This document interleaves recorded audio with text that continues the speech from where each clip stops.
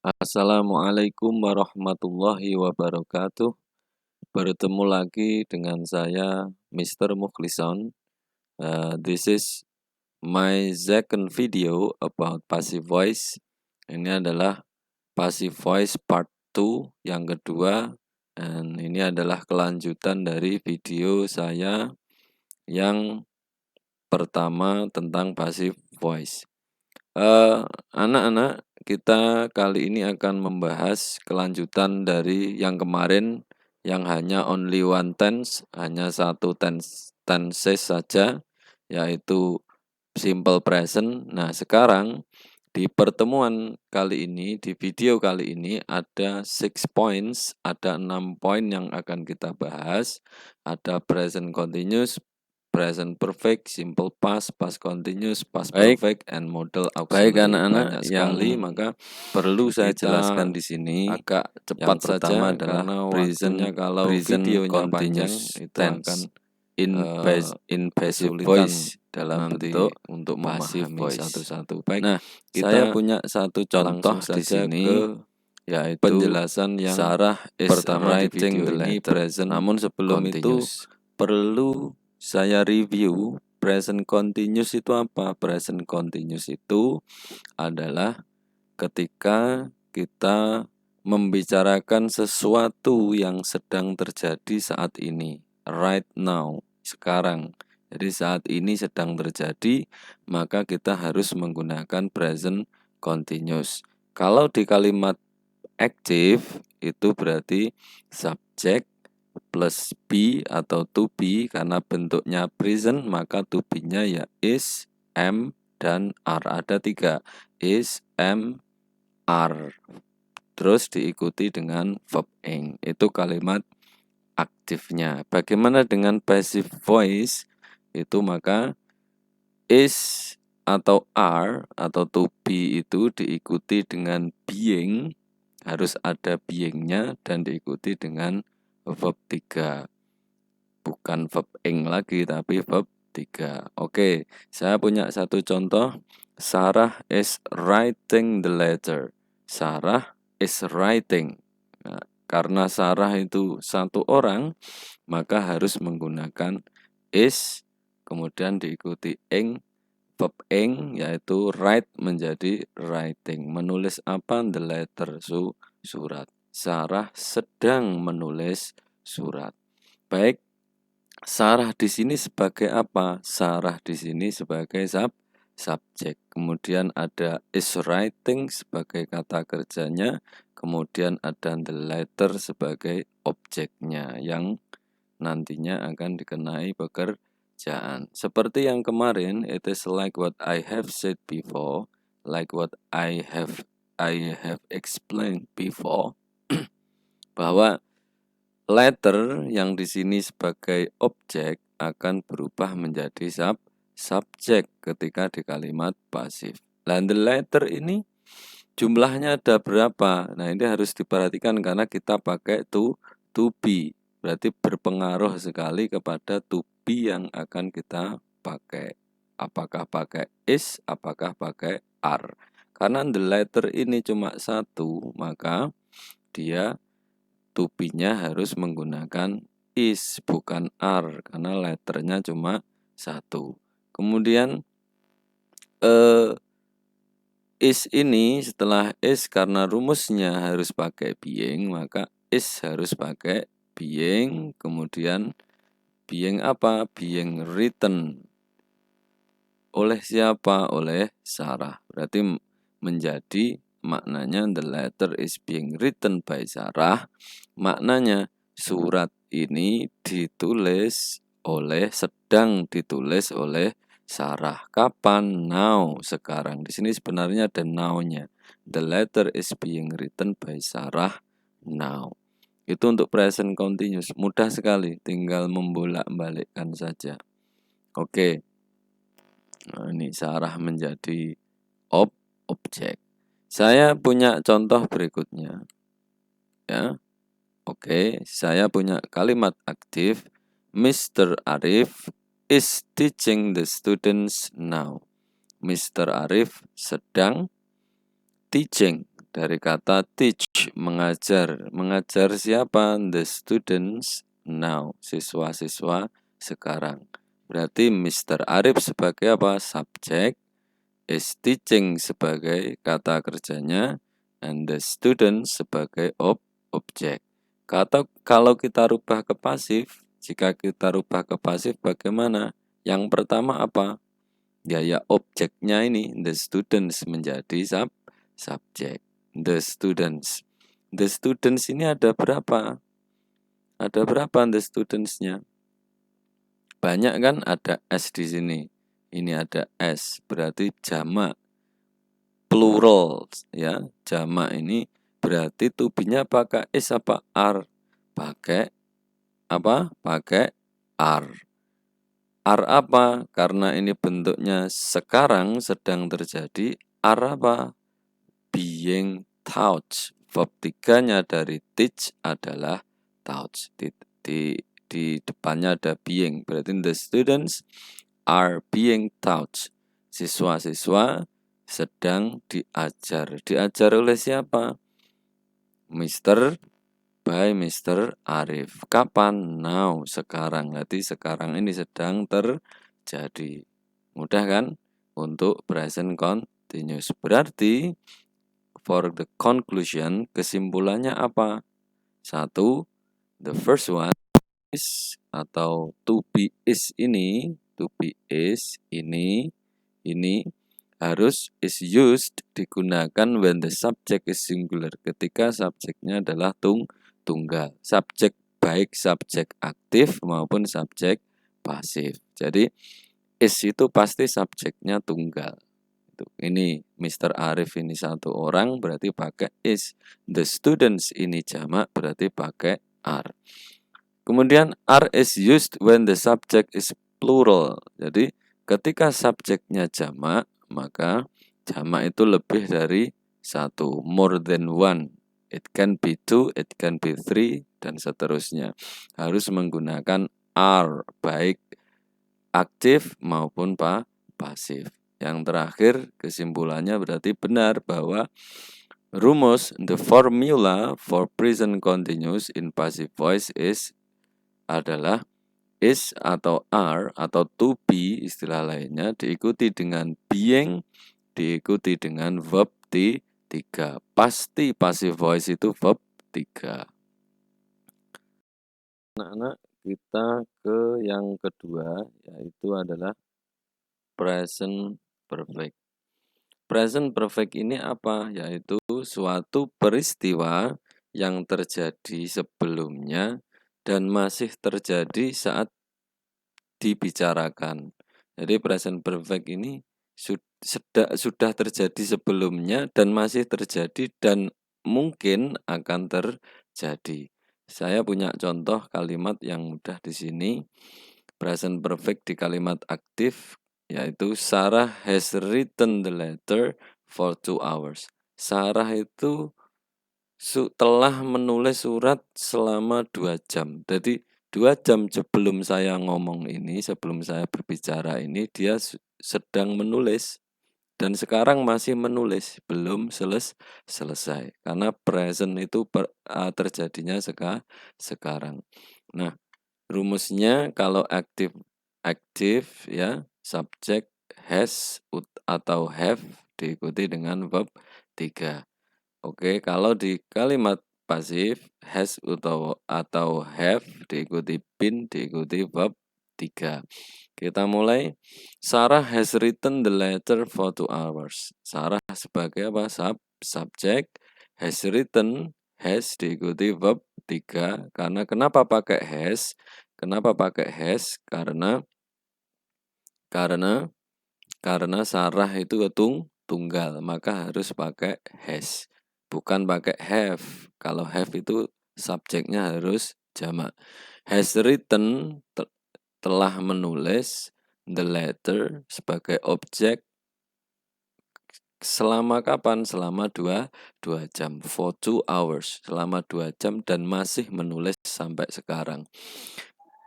Nah, maka objek dari kalimat aktif tadi adalah the letter. Maka the letter menjadi subjek. Nah, the letter-nya ada berapa? Sama seperti tadi. Oh, ada 1, berarti harus pakai has. Harus pakai has. Karena 1, kalau letters-nya jamak, berarti pakai have. Have apa? Harus diikuti bin. Ikuti bin. Harus diikuti bin. Bin diikuti dengan verb 3, yaitu verb 3-nya written, ya written sama dari kata write menulis, write, wrote, written. Jadi yang berubah cuma kalau present perfect mudah, yang berubah cuma depannya ini, ya kan? Dari has written, written-nya tetap, cuma di depannya written harus pakai been, di depannya been harus pakai have atau has, tergantung subjek. Mudah sekali. Sarah menjadi by siapa ditulis oleh Sarah selama 2 jam. Saya punya contoh lagi, yaitu Mr. Arif has taught the students since 7:30. Pak Arif telah mengajar anak-anak sejak jam 7:30 sampai sekarang masih mengajar. Itu. Nah, Pak Arif sebagai apa? Subjek. Has taught sebagai kata kerja, has diikuti verb 3. Berarti verb 3-nya nanti tetap taught. Tinggal depannya apa? Lah itu kita lihat nanti. The student sebagai objek. Di kalimat pasif berarti subjeknya siapa? The students. Jumlahnya the students ada S-nya, berarti banyak kan? Karena banyak berarti pakai has atau have. Pakai apa? Have, karena lebih dari 1. Have diikuti apa? Karena pasif bentuknya present perfect, ada since, ada for, ciri-cirinya. Jadi present perfect ciri-cirinya ada since, sejak, atau for, selama. Ini berarti pakai apa? Been taught. Berarti ada been, have, been taught. Diajar, telah diajar. Telah diajar oleh siapa? Pak Arif sejak jam 7:30. Tinggal dibolak-balik, ya kan? Kesimpulannya berarti has itu harus digunakan ketika kapan? When the subject is singular, ketika subjeknya tunggal untuk present perfect ini. Jadi present perfect sekali lagi ciri-cirinya pakai for atau pakai since. For selama, since sejak. Jadi ada durasi waktunya. Sejak tadi sampai sekarang. Dan masih akan terjadi alias belum selesai. Kejadiannya itu belum selesai, masih terjadi. Kalau sudah selesai namanya simple past nanti. Yang kedua, have harus digunakan saat subjeknya itu plural, jamak ya. Terakhir, rumusnya adalah has atau have diikuti been, diikuti dengan verb 3. Pasti pakai been plus verb 3. Lanjutkan ke simple past. Simple past itu adalah peristiwa yang terjadi kemarin atau tadi, atau istilah lainnya kejadian yang sudah terjadi. Itu harus memakai simple past. Baik, simple past dalam bentuk aktif itu subjek plus verb 2. Subjek diikuti dengan verb 2. Kemudian kalau di kalimat pasif berarti harus to be atau was atau were diikuti dengan verb 3 past participle. Saya punya contoh, Sarah wrote the letter yesterday. Kalimat yang sama dengan tadi. Sarah wrote. Kenapa kok wrote? Wrote itu bentuk kedua. Wrote itu bentuk kedua dari write. Write, wrote, written. Saya sudah jelaskan di video sebelumnya tentang perubahan kata kerja. Sarah wrote the letter yesterday. Sarah menulis surat kapan? Yesterday, kemarin. Berarti kejadiannya sudah terjadi. Kemarin berarti harus pakai simple past. Baik, Sarah sebagai subjek, wrote verb 2 kata kerja, kemudian the letter sebagai objek. Nah, dibalik kalau menggunakan passive, yang menjadi subjek adalah objek dari kalimat aktif, yaitu the letter. The letter-nya ada berapa? 1, ya kan? tidak ada S-nya, berarti singular alias tunggal. Maka kalau ini tunggal berarti berpengaruh kepada to be yang kita pakai. Was apa were. Kalau dia tunggal berarti pakai was. Kalau lebih dari satu, misalkan the letters, ya, misalkan the letters, berarti pakai were. Ini pakai was apa? Diikuti verb 3 yaitu written. Nah, dari kata wrote, write, wrote, written. Jadi was written ditulis oleh siapa? Oleh Sarah kemarin. Kemudian ada contoh lagi. Saya agak cepat ini. Mr. Arif taught the students last week. Pak Arif mengajar anak-anak last week, minggu lalu. Nah, minggu lalu sudah terjadi. Pak Arif sebagai subjek, taught sebagai kata kerja, the students sebagai objek. Waktunya last week. Nah, sudah berakhir. Berarti di kalimat pasif, objek di kalimat aktif menjadi subjek. The students. Nah, the students-nya satu apa lebih dari satu? Ada S di sini, berarti lebih dari satu, maka to be yang dipakai was apa were? Yang dipakai adalah were, karena plural, karena lebih dari satu. Because the subject is more than one, lebih dari satu. Were taught, ya, verb 3, ya, verb 3. Karena taught itu, ya kok sama Pak dengan ini? Karena perubahannya sudah saya jelaskan sebelumnya. Teach, taught, taught, kan sama. Tinggal dilihat perubahan kata kerjanya. By siapa? By Mr. Arif last week. Jadi siswa diajar oleh Pak Arif minggu kemarin. So, jadi was itu digunakan saat singular, saat subjeknya tunggal. Were digunakan saat subjeknya jamak. Dan passive voice untuk simple present, kejadian yang sudah terjadi itu adalah to be, to be-nya adalah was atau Past were, continuous. diikuti dengan Past verb continuous itu 3. kejadian itu Mudah adalah sekali. kejadian yang sedang terjadi saat kejadian lain tiba-tiba terjadi atau sedang terjadi di waktu lampau. Itu adalah past continuous. Jadi continuous itu pasti sedang terjadi, baik sekarang maupun yang lalu atau kemarin. Ya, contoh, Sarah was writing the letter. Sarah sebagai subjek, was writing sebagai kata kerja, to be, was-nya berarti to be, writing adalah verb ing. Makanya rumus dari active di kalimat past continuous adalah subjek plus to be-nya was atau were, diikuti dengan verb ing. Sedang terjadi kapan? Mungkin kemarin, mungkin minggu lalu gitu loh. Sudah terjadi. Sarah was writing the letter. Sarah sedang menulis surat. Nah, ini sama dengan tadi, posisinya berarti yang jadi subjek adalah the letter. Karena tunggal berarti pakai was. Nah, cuma karena ini pasif, setelah was ini harus diikuti being. Ini sudah paten ya. To be diikuti being, diikuti verb 3. Being. Being itu kalau dijelaskan lebih panjang lagi, being itu fungsinya menggantikan verb ing seperti layaknya verb 1. Jadi to be, being diikuti dengan verb 3 yaitu written by Sarah. Mudah sekali. To be, being plus verb 3 by subjek di kalimat aktif. Contoh berikutnya. Nah, Mr. Arif was teaching the student. Pak Arif sedang mengajar siswa-siswanya mungkin minggu lalu misalkan. Pak Arif was teaching the students.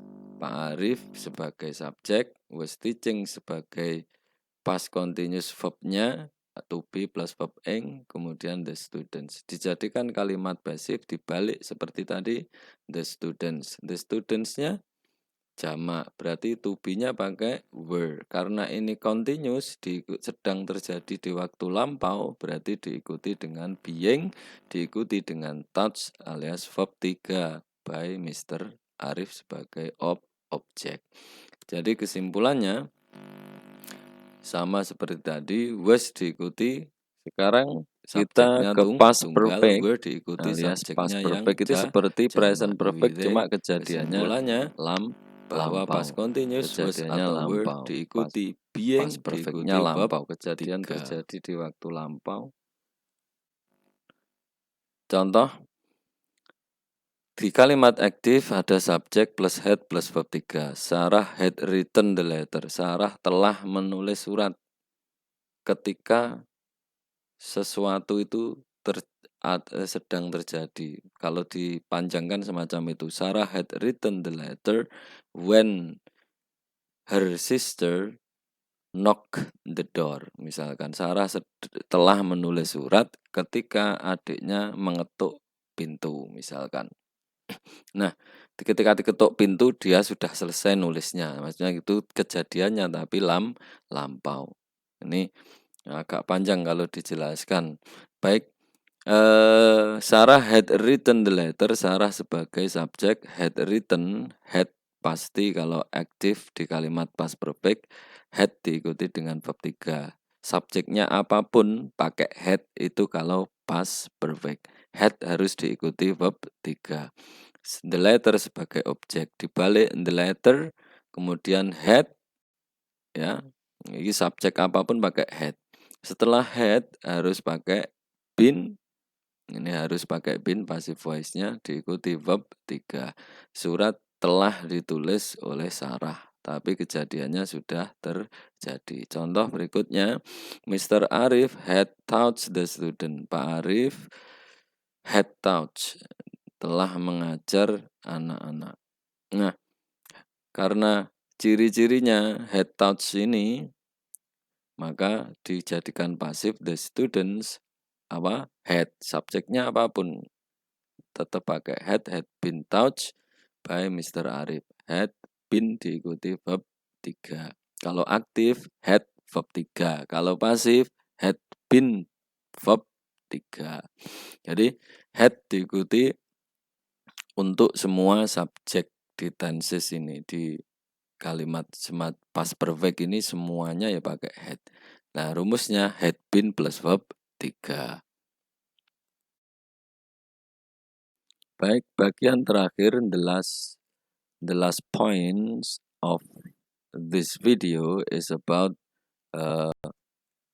model auxiliary. Pasti sebenarnya sudah kenal, tapi istilahnya mungkin tidak tahu bahwa itu model auxiliary. Apa itu model auxiliary? Ada kata will di sini. Will itu maknanya akan, pasti sudah kenal. Kemudian ada would itu juga akan sebenarnya. Kemudian ada can itu dapat. Could juga dapat, bisa berbentuk could itu past tense-nya can gitu. Would itu past tense-nya will. Kemudian may itu ya mungkin boleh, might. Kemudian should seharusnya, kemudian ada shall itu ya will akan. Kemudian ada must ini wajib. Nah, ini yang akan saya jelaskan, modal auxiliary ini yang akan saya jelaskan di passive voice.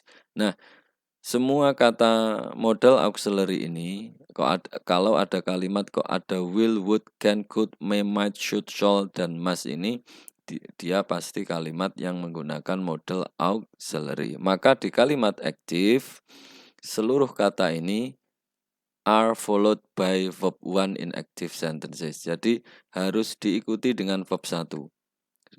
Tidak boleh will diikuti ing. Langsung ing tidak boleh. Will eating tidak boleh. Would writing tidak boleh. Harus diikuti verb 1. Will eat, would write, can do, could go, nggak boleh could going, tidak saya boleh. Beri contoh, could go harus verb model auxiliary di kalimat saya punya contoh ini. Kalau di kalimat aktif, subjek plus model plus verb 1. Kalau di kalimat pasif, model be diikuti dengan be. Be itu bukan to be di sini ya be maksudnya. Bukan to be SMR, ya be itu saja. Past participle dan verb 3. Contoh, Sarah will write a letter tomorrow, besok. Sarah akan menulis sebuah surat besok. Nah, Sarah sebagai subjek, will write sebagai kata kerja, modal plus verb one, kemudian a letter atau the letter, ini sama sebenarnya sebagai objek. Dibalik, the letter sebagai subjek atau a letter, will, ya modal auxiliary-nya will diikuti dengan apa? Be, harus be, tidak boleh lainnya, nggak boleh is, nggak boleh am, pasti be, will be, can be, should be, would be, may be, ya, dan seterusnya. Ya, maka setelah be diikuti dengan verb 3, write, wrote, written. Berarti the letter atau a letter will be written by Sarah tomorrow. Akan ditulis oleh Sarah besok. Contoh berikutnya, Mr. Arif should teach the student. Pak Arif seharusnya mengajar anak-anak. Pak Arif sebagai apa? Subjek, should sebagai modelnya, teach sebagai verb satunya, the student sebagai apa? Objek. Maka the students menjadi subjek di kalimat pasif, the students. Apa ini jamak? Apa harus berbeda? Tidak, apapun bentuknya tetap sama. Ya should ya. Kalau di sini pakai should, maka ya pakai should. Kalau jamak Pak ya tetap. Kalau tunggal ya pakai should. Jadi tidak mempengaruhi. Beda dengan to be tadi. Should apa? Diikuti dengan should be. Diikuti dengan verb 3, touch, should be touched, harus diajar. Seharusnya diajar oleh siapa? Oleh Pak Arif. Kapan? Mungkin besok. Itu misalkan. Atau tadi seharusnya diajar oleh Pak Arif. Should itu bentuk past tense-nya. Bisa berupa bentuk past tense. Nah, ini adalah model auxiliary. Jadi bisa disimpulkan bahwa model auxiliary must be followed. Must be followed. Nah, must harus, be followed, be followed harus diikuti oleh be in passive. Jadi di pasif itu model auxiliary harus diikuti dengan be. Itu. Kemudian yang kedua model, rumusnya berarti model plus be plus verb 3. Ini adalah model auxiliary. Contoh lain Pak, misalkan. Contoh lain kita pakai, misalkan pakai kata can. Misalkan Sarah can write the letter. Sarah dapat menulis surat. Kalau dibalik menjadi pasif, surat dapat ditulis oleh Sarah. Berarti menjadi the letter can be written by Sarah dan seterusnya. Sama, tinggal kita pakai rumus ini pasti ketemu nanti ya, dicoba-coba. Baik anak-anak, this is my video. Semoga bermanfaat. Agak cepat menjelaskannya, agak saya percepat karena waktunya sebelum-sebelumnya katanya terlalu panjang mungkin. Cuma memang sulit kalau videonya pendek. Baik, next meeting di pertemuan selanjutnya, please do the exercise I share for next meeting. I will share my exercise about passive voice in e-learning in CBT. Check this out, silahkan dicek di CBT-nya. Akan saya upload di sana. Please feel free to contact me if you have any difficulties about this material. Feel free, ya, bebas silahkan kontak saya jika menemukan kesulitan. See you in the next video. Kurang lebih mohon maaf. Assalamualaikum warahmatullahi wabarakatuh.